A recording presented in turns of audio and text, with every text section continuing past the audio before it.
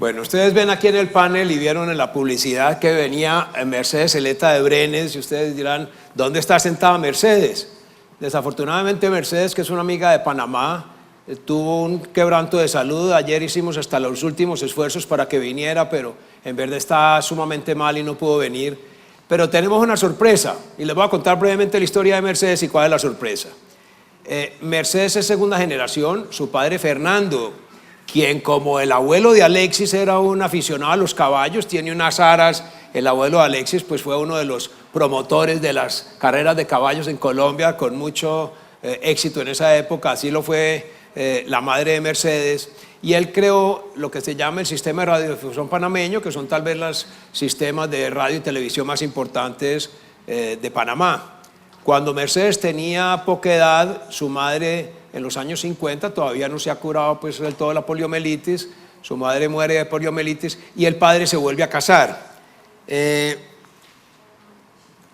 padre Fernando era muy previsivo, fue ministro varias veces en Panamá, una persona muy exitosa, y empezó a programar, y yo digo que en todas las reuniones insisto, quien más nos podría enseñar de gobierno corporativo es Darío Gómez, quien nos enseña que nadie es eterno en el mundo, porque hay muchos que quieren como perpetrarse toda la vida en su cargo y eso no funciona normalmente. Entonces el padre de Mercedes, con mucha visión, sabía que se iba a morir, empezó a programar todo y 15 años antes de morir preparó su testamento.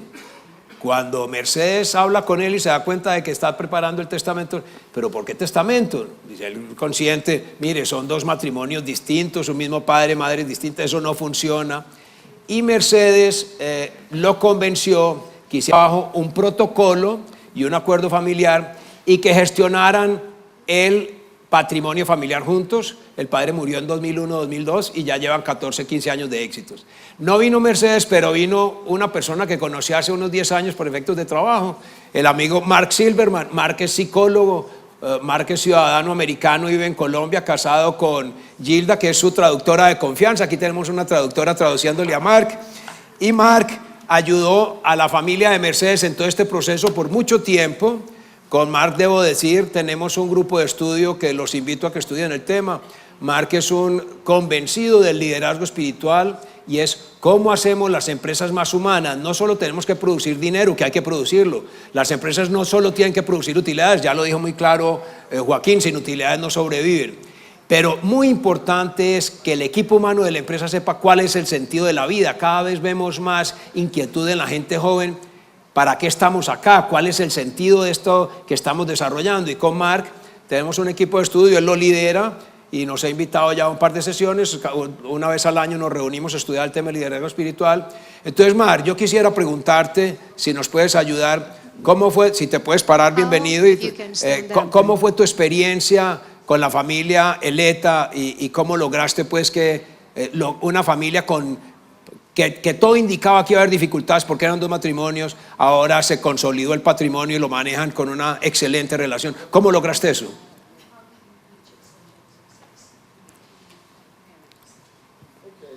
Muy bien.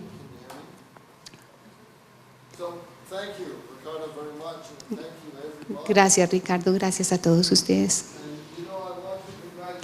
Quiero felicitarlos porque están aquí. Y debido a que están aquí, eso significa que tienen un interés en cómo crear una familia bella y un negocio familiar lo más bello posible. Eso es maravilloso. Los felicito. Eso es 50%. Se empieza con eso, ¿no es cierto? Empieza con el hecho de decir, quiero crear una familia o un negocio familiar que tenga cierta belleza y que tenga más riqueza. Entonces, los felicito a todos. Bueno, cuando hablamos de las generaciones, siempre trastabillo, porque Mercedes, a propósito de ella, se hace llamar Bati. Y cuando yo entrevisté por primera vez a don Fernando, el padre de ella, Yo le pregunté, bueno, ¿de qué generación eres tú? Y él dijo, de la 18.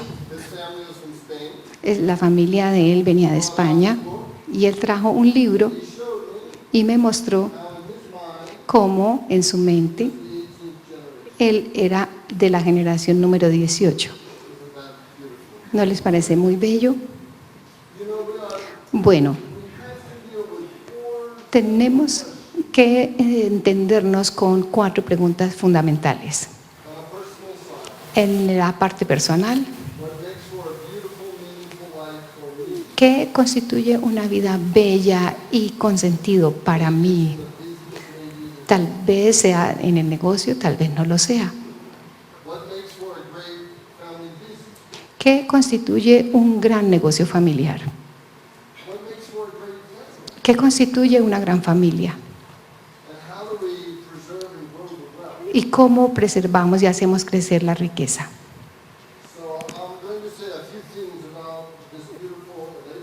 Entonces voy a decir algunas cosas sobre esta bella familia Eleta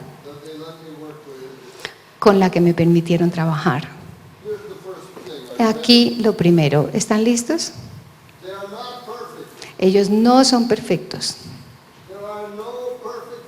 No existe una familia perfecta. No hay padres perfectos.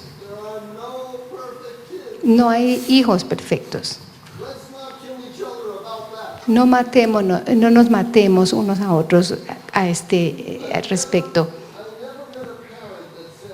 Nunca he conocido a un padre que diga, que dijera, es que quiero fregar la autoestima de mis hijos.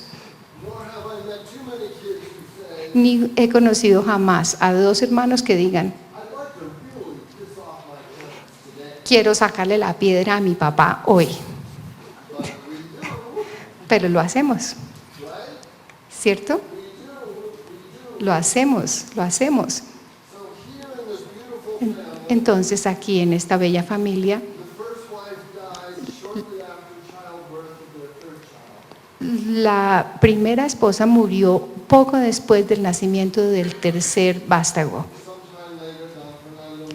Y después don Fernando se casó y tuvo 5 hijos con su segunda esposa. Y todo el mundo hizo lo mejor que pudo. Pero no digamos que esto fue sin que hubiera estrés. ¿Cómo podemos mantener todo esto unido? ¿Podemos ser una sola familia? Entonces empezó el trabajo. Bueno, si una familia ha de sostenerse en el sentido de un amor auténtico y una conexión auténtica, van a tener que encontrar una forma de manejar los dolores y las heridas, porque no somos perfectos, porque a veces herimos a las personas que amamos. Pero a no ser que haya un diálogo alrededor de estos temas y se limpie o se despeje, van a contaminar la cultura y lo van a convertir en conflictos sin capacidad de resolución. Entonces, el trabajo consiste parcialmente en examinar un poco el pasado. Por lo general, yo entreno a las familias en lo que ahora llamo comunicación alrededor de la inteligencia emocional. ¿Qué concepto es este? Comunicación con inteligencia emocional. Eso significa que uno debe ser inteligente emocionalmente, aunque tenga la piedra afuera. Es una destreza que se puede aprender. ¿Cómo curar el pasado?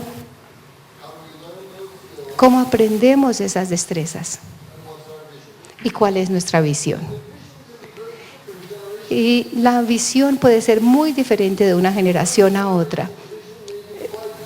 La visión de la primera generación puede ser muy diferente de la segunda, etc.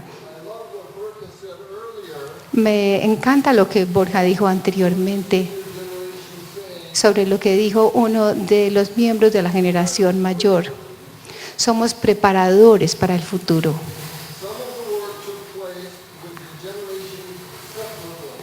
Algo del trabajo que hicimos se llevó a cabo separadamente por generaciones.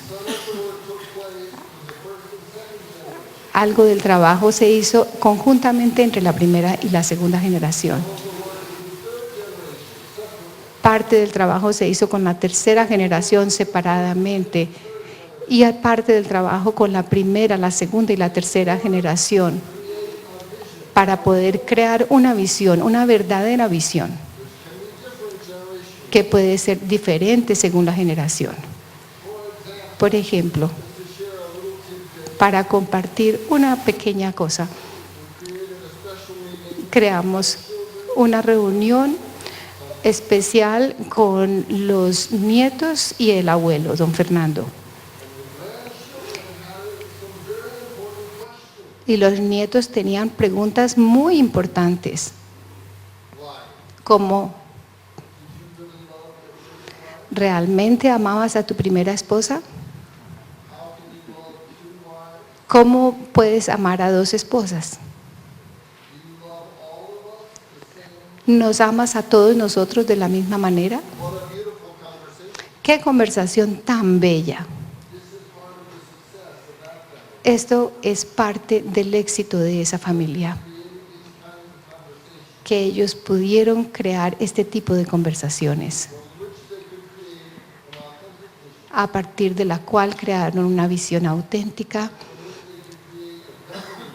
y a partir de la cual diseñaron una estructura de gobierno que se ajustaba a su situación específica. Lo otro que voy a decir es que cada generación, por lo general, tiene sueños muy diferentes. Es muy difícil hablar de eso. Si tuviéramos 20 horas, yo haría que los conferencistas de la mañana hablaran de eso. ¿Cuáles eran las diferencias en las visiones generacionalmente y cómo las manejaron?